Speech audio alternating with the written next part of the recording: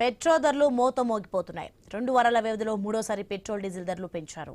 తాజాగా పెట్రోల్పై 87 పైసలు, డీజిల్పై 91 పైసలు పెంచారు. దీంతో సామాన్యులు అల్లాడిపోతున్నారు. రానున్న రోజుల్లో ధరలు మరింత పెరిగే అవకాశం ఉందంటున్నారు. మరింత సమాచారం మా ప్రతినిధి రాజేష్ అందిస్తారు. డీజిల్ పెట్రోల్ ధరలపై పెంపుపై అయితే అధిక భారం పడిందని చెప్పొచ్చు. ఇటువంటి నేపథ్యంలో చూసుకుంటే దేశవ్యాప్తంగా పెరిగిన పెట్రోల్ డీజిల్ ధరలతో ఒక్కసారిగా స్థానిక ప్రజలు బెంబేలెత్తిన పరిస్థితి.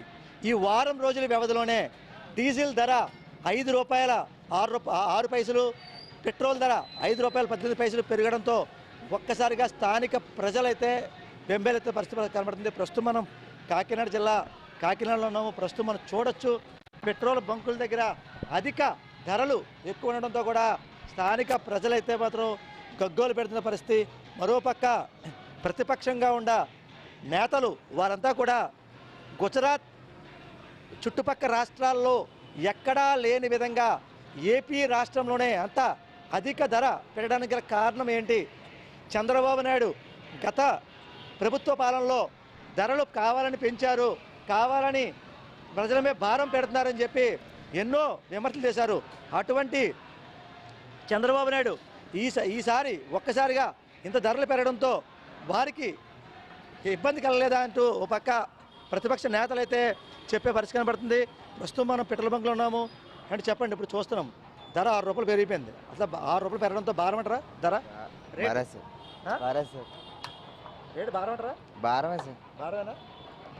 చూసాం కదా, అంటే ఈ ఒక్కసారిగా ధర పెరగడంతో కూడా భారం అని చెప్పే పరిస్థితి కనబడుతుంది. అయితే మరోపక్క ఈ పెట్రోల్ డీజిల్ ధరలు పెరగడం వల్లే ఎలక్ట్రికల్ వైపు ఎక్కువ మక్కువ చెబుతున్నారని చెప్పి కొంతమంది ప్రజలైతే చెప్పే పరిస్థితి కనబడుతుంది. సార్ చెప్పండి, ఇప్పుడు చూస్తున్నాం ఈ వారం రోజుల వ్యవధిలోనే ₹6 ధర పెరిగిపోయింది. దానివల్ల పబ్లిక్కి భారం అంటారా? భారమండి, మరి భారమండి. మరి ఇప్పటికైనా రాష్ట్ర ప్రభుత్వం ఏం చేస్తే బాగుంటుంది? వాళ్ళు చేస్తారు, వాళ్ళ ట్రైన్లు వాళ్ళు చేస్తున్నారు. మరి సెంట్రల్ నుంచి ఉంది కదండి, అంత అన్ని చోట్ల పెరిగింది. మన ఒక్కరికే కాదు కదా, అంతా పెరిగింది. మరి చెప్పాలి ఇంకా అలాగే మనం వెళ్ళిపోతున్నాం అంతే. రాష్ట్ర ప్రభుత్వం అక్కడ మనం వెళ్ళిపోతున్నాం అంతే. కానీ పని చేసేవాడికి మాత్రం ₹1 పెరగదు. కూలోలాగా ఉంటాడు, ఉన్నవాడిలాగా ఉంటాడు అంతే అండి. చూసాం కదా, చెప్పండి ఇప్పుడు ఈ వారం రోజుల వ్యవధిలోనే ₹6 ధర పెట్రోల్ పెరిగిపోయింది. ఒక సామాన్యుడికి భారం అంటారా? భారమే కానండి, ఉన్న వారులు బట్టి మనం అర్థం చేసుకోవాల్సిన చాలా ఉందండి. కంట్రీలో వారులు అయ్యాయి కాబట్టి మనం చాలా అర్థం చేసుకోవాలండి. ఇంతకుముందు ప్రభుత్వంలో ఇలాంటి సడన్గా నాకు ఇంతకుముందు ప్రభుత్వం మారేటప్పటికి ₹40 సడన్గా పెరిగిపోయింది.